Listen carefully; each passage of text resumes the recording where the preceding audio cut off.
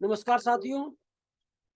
लोकसभा चुनाव में चाहे इंडिया हो या एनडीए हो, दोनों ही गठबंधन पूरी तरह से जुट चुके हैं।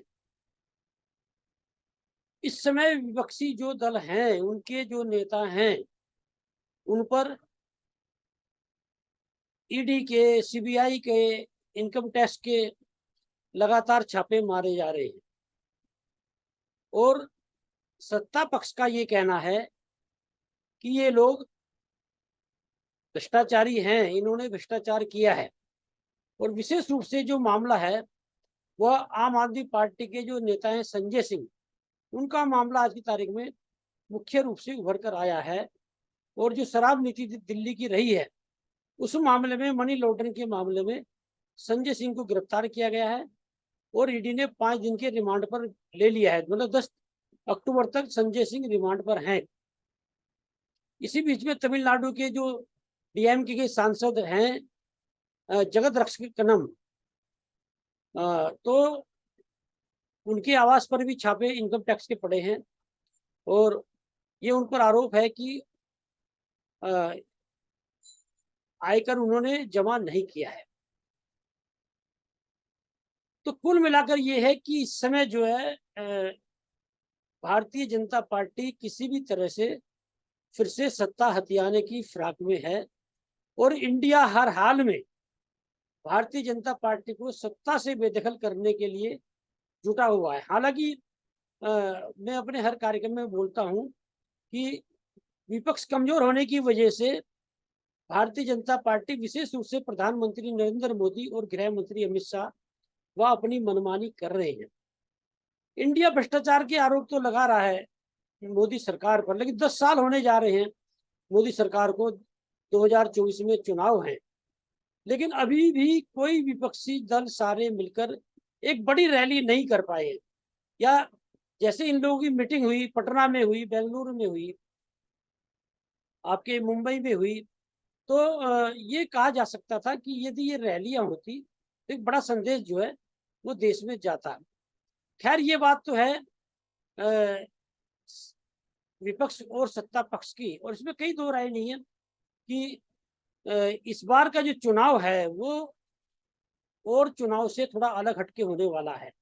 क्योंकि इधर मोदी सरकार जो है वो विपक्ष के जितने भी नेता हैं, किसी भी तरह से डरा धमकाकर या तो अपने में मिलाना चाहती है, या डरा धमकाकर जो है वो एक संदेश देना चाहती है इस जनता में कि ये जो विपक्ष के दल हैं ये भ्रष्टाचारी हैं। और दूसरी ओर जो है, बिहार में जो बिहार में जो जाति आधारित गणना हुई है, उसके बाद में एक देश में अगड़ा पिछड़ा चुनाव होने की भी संभावना है। मतलब देश में जो विपक्ष दल हैं वो पिछड़ा, अति पिछड़ा, दलित मिलकर जो है वो अगड़ों से ये एक माहौल देश में बनाना का प्रयास कर रहे हैं कि देश के 15% लोगों ने देश के संसाधनों पर कब्जा कर रखा है और 85% जो लोग हैं वह उपेक्षित हैं। एक माहौल बनाने का जो है ये प्रयास विपक्ष कर रहा है। और विशेष रूप से बिहार से ये माहौल बहुत मजबूती से जो है बनाया जा रहा है। और बिहार में जो इस समय एक मांग उठी है कि राजनीति नहीं, जमीन में भी जो है भागीदारी चाहिए। तो ये जो इस समय चल रहा है सत्ता पक्ष और विपक्ष का, तो ये इस दौर में एक बात और देखनी पड़ेगी कि सत्ता पक्ष में जो गृह मंत्री अमित शाह हैं, उन्हें भाजपा के नेता जो है आज का चाणक्य बोलते हैं। और अमित शाह जो है कि रणनीति के तहत वो चुनाव की तैयारी करते हैं। और जानकारी ये मिल रही है कि 2019 के चुनाव में जो सीटें हारी थी भारतीय जनता पार्टी, वह सीटें जीती कैसे जाए, इसके पर मंथन चल रहा है। अमित शाह चाहते हैं कि वो सारी सीटें जो हैं वो जीती जाएं। और विशेष रूप से जो सीटें हारी, 16 सीट हारी थी भारतीय जनता पार्टी जो है 2019 के चुनाव में, कि 2014 में जो सीटें जीती हुई थी वो 16 सीटें हारी थी। और उसमें अधिकतर सीटें जो हैं वह पश्चिम उत्तर प्रदेश की थी। पश्चिम उत्तर प्रदेश में कौन सी सीटें थी?